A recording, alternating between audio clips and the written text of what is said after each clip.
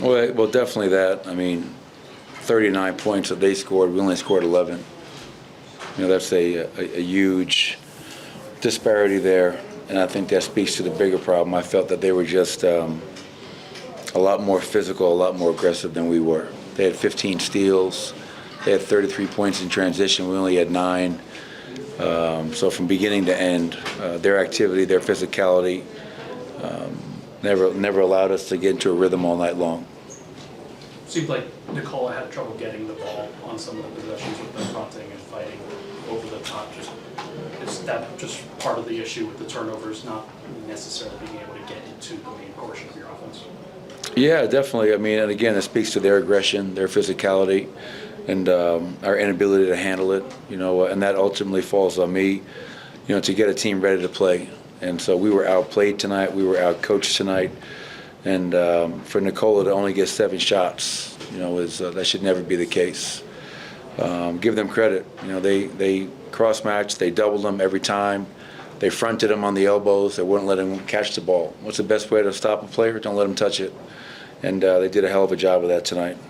Coach, it was 18-6 turnovers before you pulled the starters at the end. Was that more on them or on you, or a little bit of both? On what? I'm sorry? The turnovers, uncharacteristic, all the way to 18 and then we had 6. I'm saying, were the... You can put them all on me if you want. Yeah, I'll take them. Well, I guess, was it their defense or was it stuff you guys were just not effective from execution? I really don't understand the question, but as I mentioned earlier, they had 15 steals. We had 22 turnovers. And I did a bad job preparing our team. So hopefully that answers that question. Michael, you've been talking a lot about how difficult this final stretch is going to be. Is this kind of a wake-up call, especially after winning 9 in a row, to let your team know you can't just cakewalk through these? I hope so. We'll find out. It's come Indiana. Obviously we're going on the road tomorrow. Very challenging 4-game road trip. At Indy, at Milwaukee, at Detroit, at Boston. No one's going to, be scared that the Denver Nuggets are coming to town. So we have to play a lot better than we did tonight. And we got away with it against Charlotte, but against a quality of opponent that we played. And obviously LeBron, Luka, Reeves, those guys all had great nights. So yes, we have to understand that we cannot just rely upon our offense. We average 128 points a game on a 9-game win streak. Tonight we had 100. So when we're not scoring, we're not making shots, what are we going to do? That's when you have to rely upon your defense.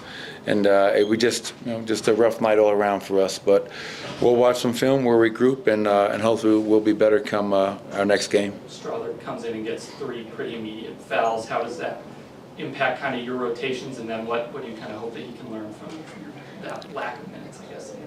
Don't foul. Then I put him back out there. You got no teams are targeting him. Let's just be honest. Julian's out there. They're targeting him. They went back out there 3 fouls. They put him in a pick and roll. He got his 4th foul right away. So he's just got to be a little bit more disciplined. Show his hands, slide his feet, use his chest. And these are all learning experiences for a young player. Who's, as I keep on saying about Julian, the greatest challenge for any young player is consistency. And Julian Strother was not the only guy. We as a team, from starting with me all the way down, had a very rough night. How Michael, when teams guard you guys like that, it feels like Aaron's 3-point shot is important. I guess how encouraging is it just kind of see the continuation of the growth in that department? And how real do you think it is for the rest of the season? Well, yeah, I think it's real because we're end of February. And since beginning of the season till now, AG has shot the ball really well from the 3-point line. So him to get 24 points, 4 or 7 from 3, 9 or 15 from the field, obviously that was good to see. But when you get your butt kicked at home by that team, there's no silver linings. Aaron, everybody else, we have to find a way to be just better with the ball, better with our defense, better with our communication, and just didn't have that tonight. Luka's a nightmare passing over the top of your base coverage, playing Jokic at the level of the screen. You guys seemed like you would figure out the paint, and then they would get open corner threes, and then you could guard the corner. What's the biggest thing that you guys have to kind of work on? Is it communication? Is it timing? What are the things you got to do to tighten up on those? I would say when you speak about any defensive lapses, I'd probably say a little bit of everything. The communication's always critical to being able to execute any game plan that you may have employed. And behind the communication is the effort, the multiple effort. Sometimes, we can be a single effort team, but when you're playing against a guy like Luka and LeBron and their passing ability, to your point, to throw bullets from the right wing all the way to a dart to the left corner, that requires tremendous effort. When they went small, obviously, and we were still big, that created some problems as well. Thought the zone was effective, but it was just too little too late. So once again, give the Lakers a ton of credit for coming in here and getting the job done, and we just got to bounce back. Thank you, Coach. Thank you. Jamal and AG in here tonight. Thank you, Nick.